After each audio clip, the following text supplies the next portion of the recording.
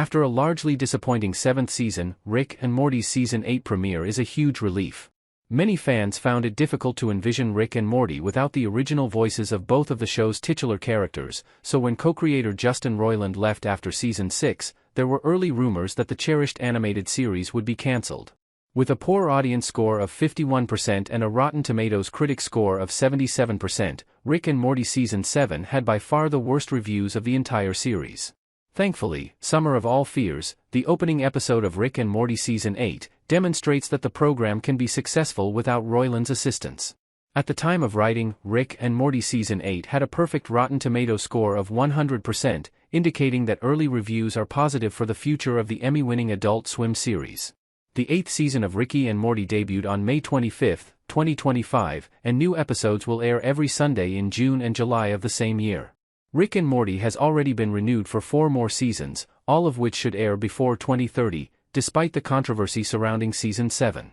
In Summer of All Fears, which opens Rick and Morty Season 8, Morty and Summer are placed in a matrix that Rick created for 17 years. After attempting to teach Morty and Summer a lesson about stealing phone chargers and failing to return them, Rick continues to play a significant role in the Rick and Morty Season 8 premiere, even though Summer and Morty receive the majority of the attention. Morty and Summer return to the show scarred and matured, only to be zapped back to normal by the end of the episode because Rick fell asleep for hours while they were trapped in a world where stealing chargers is an unthinkable crime. For those who haven't yet gotten into the show, some producers of Rick and Morty Season 8 have stated that it's not necessary to have watched every previous season in order to enjoy the most recent one. Furthermore, compared to Season 7, it seems as though all of the characters, especially Rick and Morty, are less constrained by Roiland's prior roles in the Rick and Morty Season 8 premiere. The fact that more time has gone by since the erratic episodes of Rick and Morty Season 7, which concluded in December 2023, is a huge plus for Season 8.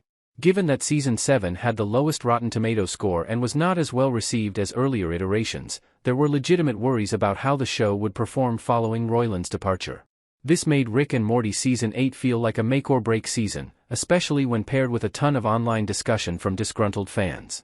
After Roiland left, the show had 2 options: either it picked itself up, found more insightful stories, and managed to maintain that timeless, incredible Rick and Morty vibe, or it kept having trouble establishing itself. Rick and Morty Season 8 is excellent so far, demonstrating that the show's creators simply needed a little more time to rethink their concept in the wake of Roiland.